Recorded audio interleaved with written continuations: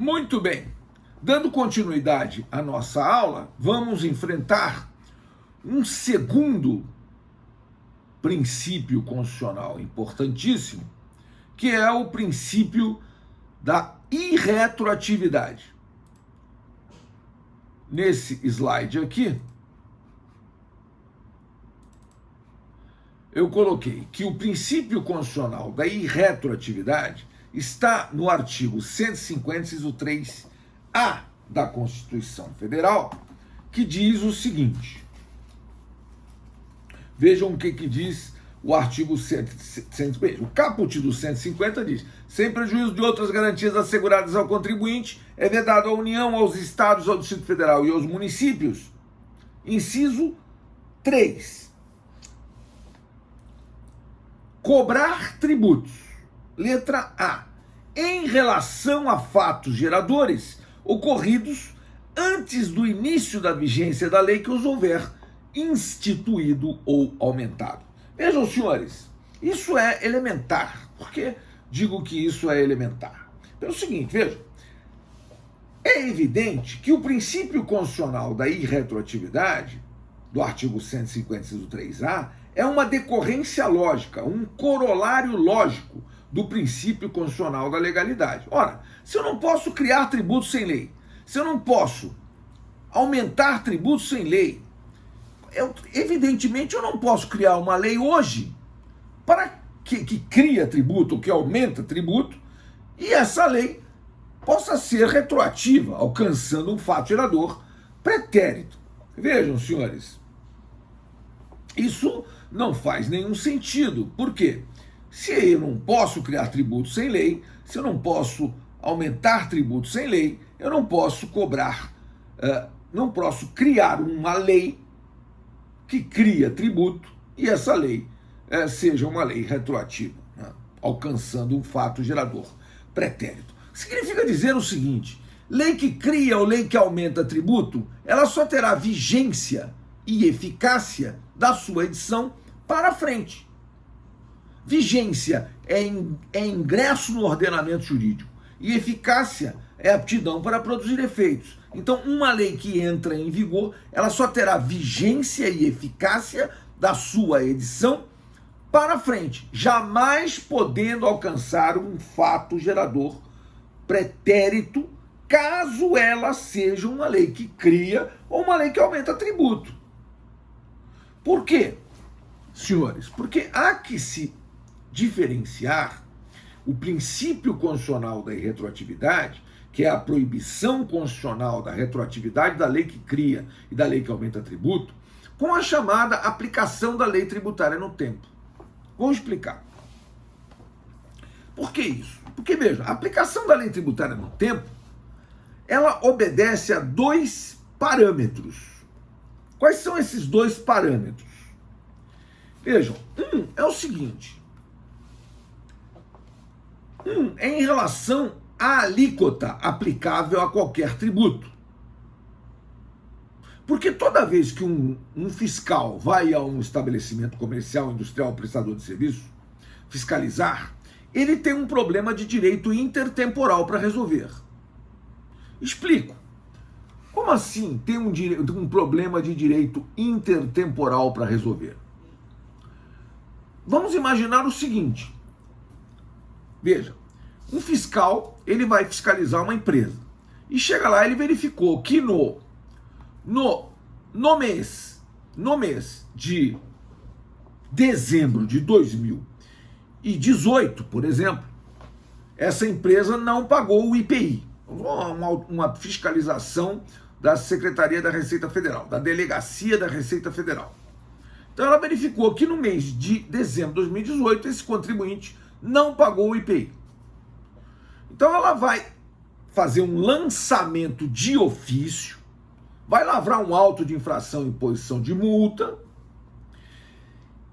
e ela vai exigir o tributo com correção monetária e juros, que hoje dos tributos federais é a taxa Selic, do índice utilizável, e mais, ela vai aplicar uma multa. Muito bem. Então ela vai exigir o tributo corrigido monetariamente com uma multa de mora. e uma multa de ofício. Muito bem. Vejam, em dezembro de 2018, vamos imaginar que a alíquota desse imposto fosse uma alíquota de 20%. Ou seja, o IPI era 20%. Só que hoje o IPI abaixou. O IPI hoje é 10% desse mesmo produto. Aí a primeira questão: qual é a alíquota de imposto que essa empresa, ou que esse fiscal, vai exigir desse contribuinte? A alíquota da época ou a alíquota de hoje? Vejam, senhores, em relação à alíquota, esse auditor fiscal, ele vai utilizar o artigo 144 do Código Tributário Nacional. Vejam o que diz o artigo 144 do Código Tributário Nacional. Ele vai dizer o seguinte: o lançamento reporta-se a data da ocorrência do fato gerador da obrigação e rege-se pela lei então vigente, ainda que posteriormente modificada ou revogada. Vejam só. O lançamento reporta-se a data da ocorrência do fato gerador da obrigação e rege-se pela lei então vigente, ainda que posteriormente modificada ou revogada. Significa dizer, senhores, que em relação à alíquota do imposto a ser aplicada, eu devo aplicar lei vigente ao tempo da ocorrência do fato gerador. E se a alíquota em dezembro de 2018 era 20%, e a alíquota hoje é 10%, eu vou aplicar a alíquota da época. Ela é mais grave, ela é mais onerosa, mas não importa. Vou aplicar lei vigente ao tempo da ocorrência do fato gerador. Esse é o critério. Mas, além da alíquota, esse fiscal vai ter que aplicar uma multa. Uma multa de mora. Não pagou na época própria, vai pagar depois, vai pagar com multa de mora. Vamos imaginar que a multa de mora, à época, fosse 30%. Mas a multa de mora hoje é 20%. A questão é, qual é a multa que esse fiscal vai aplicar? O que os senhores acham?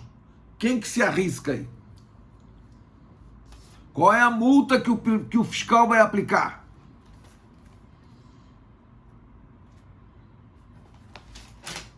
%30% ou 20%?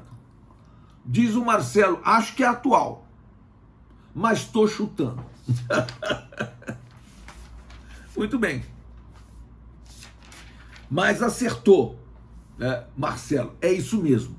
A multa aplicável não é a da época. A multa aplicável é a de hoje. Por quê?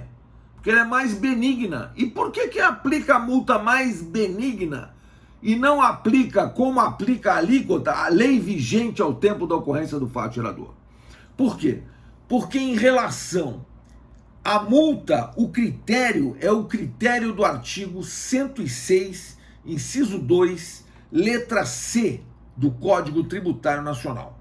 O artigo 106 do CTN, ele diz: a lei aplica-se a ato ou fato pretérito.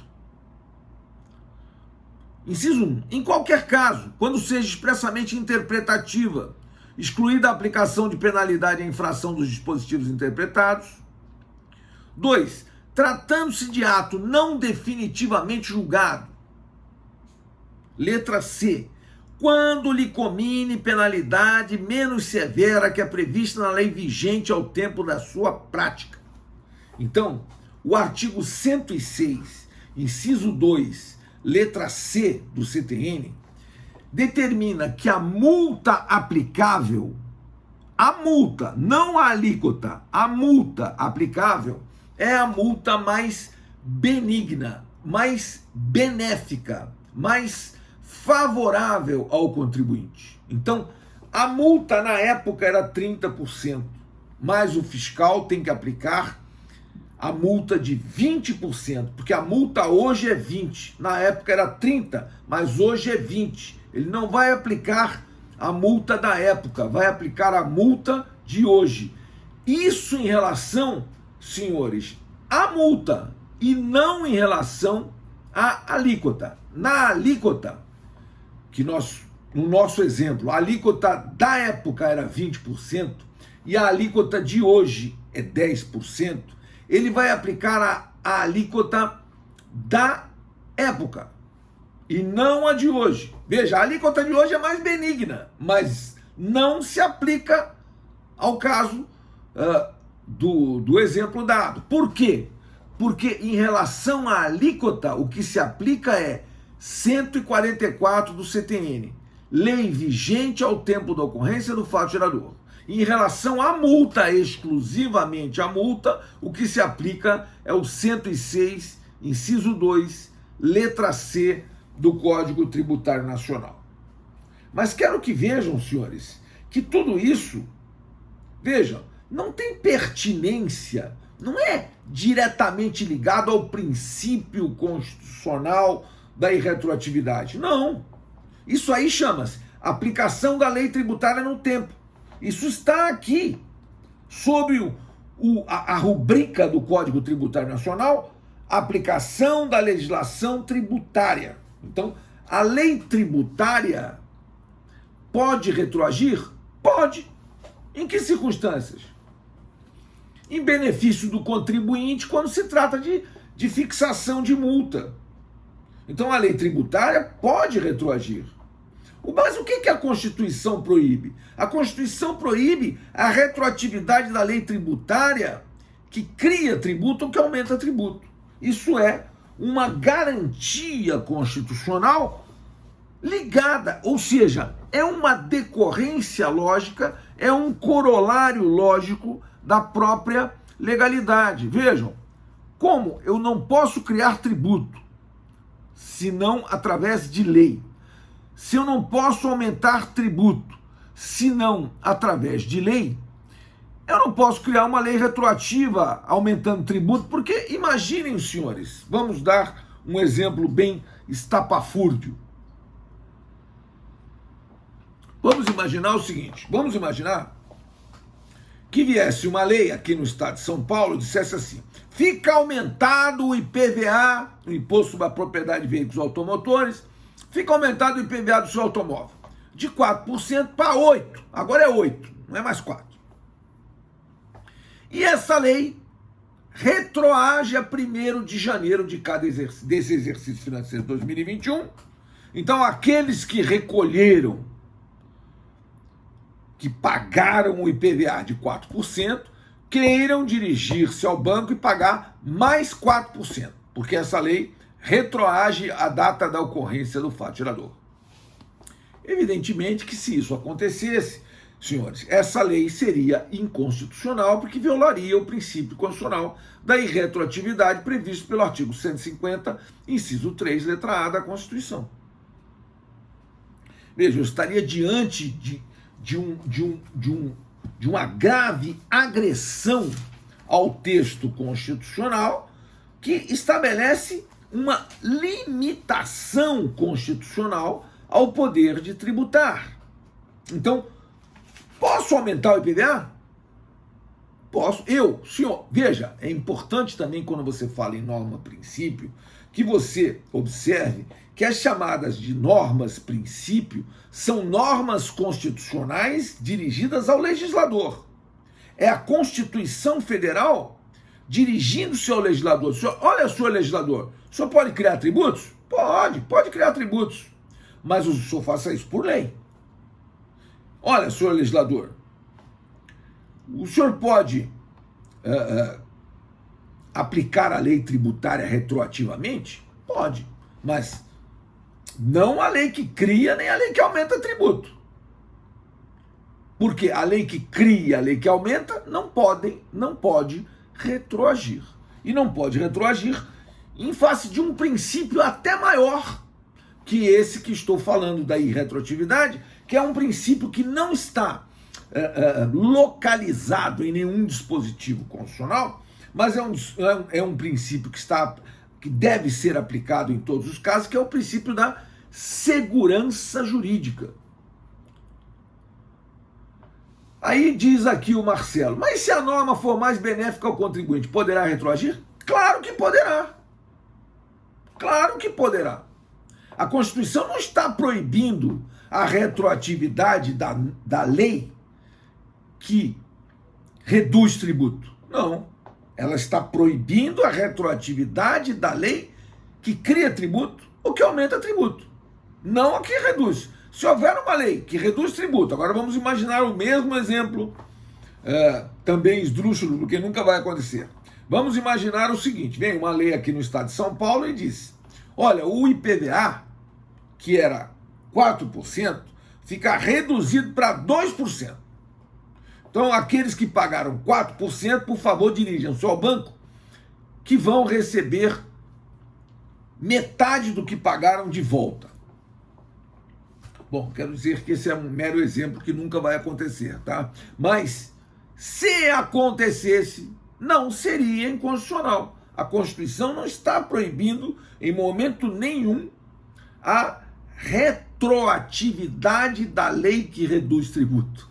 A Constituição está proibindo claramente, no artigo 153, no artigo 150, inciso 3, letra A, cobrar tributos em relação a fatos geradores ocorridos antes do início da vigência da lei que os houver instituído ou aumentado.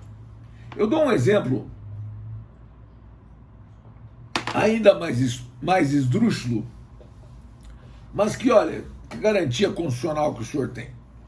Os senhores sabem que existe em trâmite no Congresso Nacional, além da reforma tributária, que tanto se fala, está em trâmite no Congresso Nacional um projeto de lei para cobrar imposto sobre consumo de oxigênio. Vocês estão pensando que eu estou brincando? Não estou brincando, não. Imposto sobre consumo de oxigênio. Esse projeto, num primeiro momento, vai cobrar imposto sobre consumo de oxigênio das empresas. As empresas que têm na sua cadeia de produção grande consumo de oxigênio, elas vão ter que pagar um imposto sobre consumo de oxigênio. Bom, não sei se vai ser aprovado ou não. O fato é que logo que ela seja aprovada, veja, logo em seguida, vamos dizer, é um sucesso total, né? Consome oxigênio, paga imposto. Que maravilha, né? Então eles vão instituir um imposto sobre consumo de oxigênio das pessoas, né? Então as pessoas também vão ter que usar um medidor, né? Agora, você já tem que usar uma máscara de proteção. Pense bem, olha uma novidade aqui da pandemia que vai ser fantástica. Aqui a própria máscara, eles vão vender para você máscaras que fazem a leitura de quanto oxigênio você está consumindo. Então, todo mês, o rapaz da medição vai passar e vai ver na sua máscara quanto é que você consumiu de oxigênio. E aí, vai mandar a conta para você. Aqueles, por exemplo, que têm um nariz muito avantajado, né, vão ser grandes consumidores. E aqueles que têm um nariz menor e tal, pequenos consumidores, médios consumidores. Mas vejam vocês, né? Você vai pagar imposto sobre consumo de oxigênio. Porque, olha, veja só, você paga para nascer, você paga para morrer, você paga para viver, você paga para comer, mas você ainda não paga para respirar. Veja, você respira inteiramente grátis. Isto é uma promoção por prazo limitado. Por quê? Porque logo quando vier o imposto sobre consumo de oxigênio, você vai ter que pagar para respirar. Então, olha isso. Só que qual é a garantia que você tem? É que a lei tributária que criar o tal imposto sobre consumo de oxigênio, ela só terá vigência e eficácia da sua edição para frente. Então, tudo que você respirou até hoje na sua vida foi inteiramente grátis. Então você respire aliviado. Veja, esse oxigênio que você já consumiu, sobre esse você não paga mais imposto, meu amigo. Veja, isto não é o quê? Isto é uma maravilha. Isto é uma sorte, né? Como está dizendo aqui a Andressa para mim. Isso é muita sorte minha. Eu não vou ter que pagar imposto sobre o consumo do oxigênio que eu já consumi. Só daquele dali para frente, ou seja, a partir da vigência da lei, da sua edição para frente, eu terei que pagar imposto sobre consumo de oxigênio. Vejam, senhores, a sanha arrecadatória do Estado não tem limite, não. Você pensa que tem limite? A propósito, tem um projeto de lei tramitando aqui na Assembleia Legislativa do Estado de São Paulo para aumentar o ITCMD, o Imposto de Transmissão Causa Mortes e Doação de Quaisquer Bens ou Direitos, de 4%, dos 4% atuais para 8%. Está tramitando e vai ser aprovado, hein? Imposto sobre transmissão, causa mortes e doação de quaisquer bens ou direitos. Se você recebe uma herança ou se você recebe uma doação, você tem que pagar hoje 4% de ITCMD. Futuramente, após a aprovação da lei, não mais 4, vai pagar 8. Muito bem. Qual é a garantia constitucional que você tem? É que sobre a herança que você já recebeu, sobre as doações que eventualmente você já tenha recebido, sobre essas, sobre essas você só vai pagar 4%. Aí diz aqui a Andressa, nem isso nem sorte, prof, de ser herdeira. Sobre o que você herdar, futuramente o ITCMD será provavelmente de 8%. Mas sempre há um jeito de elidir, fazer a chamada elisão fiscal. Você vai abrir uma holding patrimonial, uma holding familiar, vai integralizar o capital social da holding com os bens imóveis e você não vai ter mais bens, você só vai ter as ações da holding, você não vai ter mais os imóveis pertencerão à holding. E aí o que acontece? Você vai vender essas ações da holding pelo valor nominal das ações para os seus herdeiros, né? Ou fazer distribuição de lucro de forma diferente, né? De forma que os seus herdeiros passarão a ter uma parcela maior do que você, porque você distribui lucro só para você, não distribui para o herdeiro. Então o que acontece? Quando você morrer, na sua escritura vai estar, não deixou bens. Ponto. Rico que é rico, não deixa bens, senhores. Quem deixa bens é pobre, tá entendendo? Pobre é que deixa bens. Rico não deixa bens. Na escritura pública de um homem rico, estará escrito, na certidão de óbito de um homem realmente muito rico, vai estar escrito, não deixou bens, porque todos os bens dele não eram dele, era de uma holding. E as ações da holding também não eram mais dele, eram dos seus herdeiros. E, portanto, ele não deixou bens. Entendeu? É isso. Basicamente, isso não é sonegação fiscal. Isto é elisão fiscal. É uma saída legal para pagar menos tributo. Você não é obrigado a pagar mais tributo. Você pode pagar menos, desde que você faça isso com a saída legal. Evidentemente, eles vão criar, quando aumentarem o ITCMD, eles vão tentar criar outros mecanismos para impedir a elisão fiscal. Mas hoje, ninguém que tem realmente fortuna paga ITCMD. Ninguém paga. Quem paga é quem não tem fortuna. O sujeito morre, deixa um imóvel, um automóvel e uns tostões no banco. Isso aí ele vai pagar 4% de tudo. Agora, rico não deixa bens, porque rico não tem bens. Quem tem bens é a holding patrimonial que já foi dele um dia, mas hoje não é mais. Certo, senhores? Muito bem. Então, vou encerrar por aqui e abrir para perguntas.